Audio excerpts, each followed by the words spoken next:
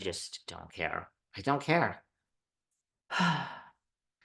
Dr. Nicole apparently is going to confront Adriana at the reunion, or she does, over my friend Anna. Now that she's watched the season and she sees that Adriana had ulterior motives in bringing Anna there.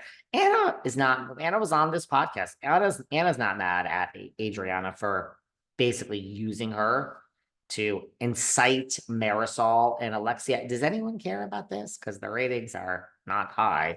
But apparently Dr. Nicole, now that she's watched it back, gets it. And she's going to confront Adriana, or she did, because the reunion already happened.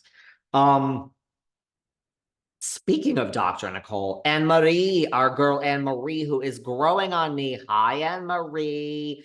Anmarie apparently, well, not apparently, on Watch What Happens, she said, Anmarie said, blah, blah, blah, blah, blah, blah, esophagate. Dr. Nicole on Watch What Happens weighed in and said she was wrong. Anmarie said, you're clout chasing. Dr. Nicole said, clout chasing, the definition of it is going for someone bigger. And you're certainly not bigger than me in the housewives world. Anmarie has now clapped back at Dr. Nicole and said, I stand by what I said. What I meant is you're clout chasing, wanting to be associated with the Beverly Hills franchise. This is the war of words between two very smart women. She's like, because Dr. Nicole's response was great. She's like, shouldn't you be attaching yourself to someone bigger? That's the whole definition of clout chasing. She's right. Anmarie has now said, girl, when I said clout chasing, I didn't mean me. I meant the Beverly Hills franchise. And have you seen your numbers? Look at our numbers. 1 point whatever, 1.1. What are the numbers on Miami? 400,000, 499,000. So girl, I meant, and numbers don't lie. I meant that you are trying to attach yourself to the whole Beverly Hills franchise because the numbers are more than double what yours are. Now, she didn't say all those words, but that's basically exactly what she said. Great clap back, Anmarie. Great clap back. Really liking this Anmarie. I'm really liking her. I can't help it. I don't love her. Everyone calm down. But I think she's doing the job. I think she's, I'm liking this season of Vanderpump. I really am. Let's talk a little more about, I talked about this the other day about Dumois. Oh, no. You know what I want to talk about? This is what I want to talk about. I want to talk about, did you guys see this? And I wish I had it in front of me to read, but the chef, so Denise Richards, okay, she's done a lot of interviews because and in general now, this whole thing came up, when she was trashed at the party that we witnessed. So Denise, I'm just seeing if I can find the actual language. Denise is asked about that night and why she was so fucked up and blah, blah, blah, blah, blah. So here we go. At least this is, yes. So she, is said whatever about the night. And I guess she kind of, again, the interview threw the chef under the bus.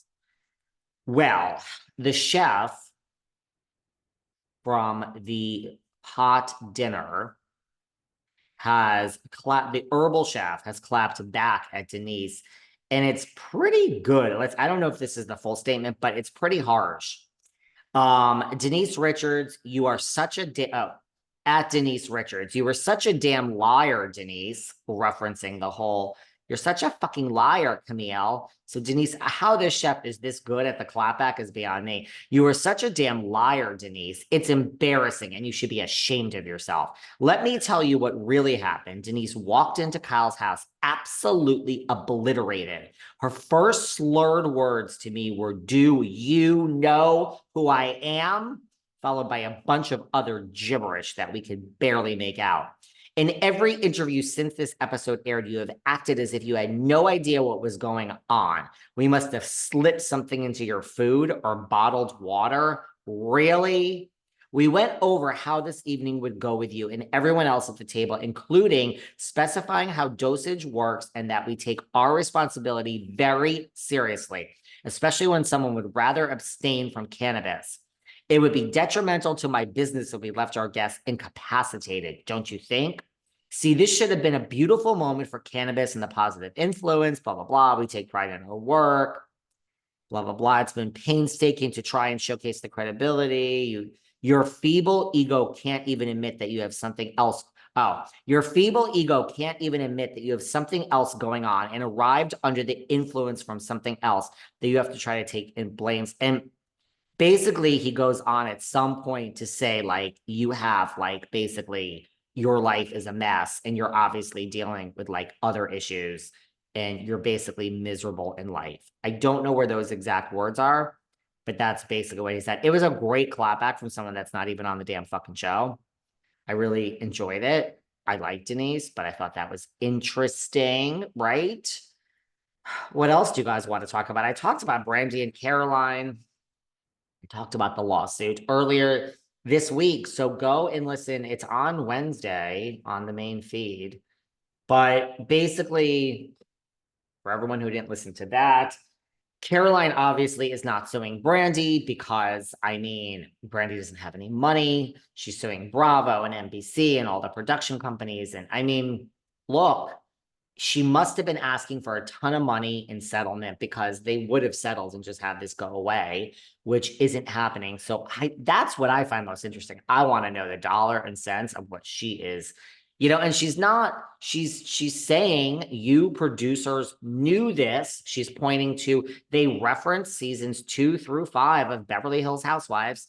They reference Girls Trip. They're saying you had prior knowledge that this woman, Brandy Glanville, behaves inappropriately towards other women and other people and gets drunk and slaps Lisa Vanderpump. So they're pulling up. This is what they do in lawsuits, all of her bad facts from the past. Now, of course, if this goes to trial, I mean, here's the interesting thing. Okay, I haven't said this earlier this week.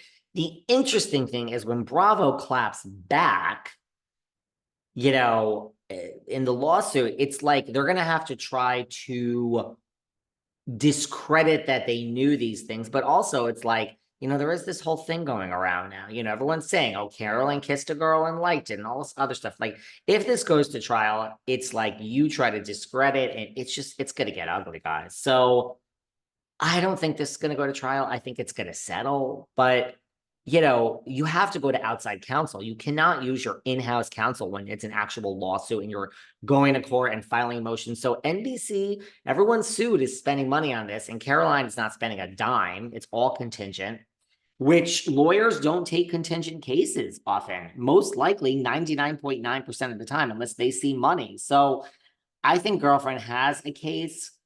Doesn't mean this side, that side, what happened. Phaedra Park says roll tape. Brandy says roll tape. Anyone that wants to listen to my actual whole episode talking about this from earlier this week that has not heard it, just DM me on Patreon here and I will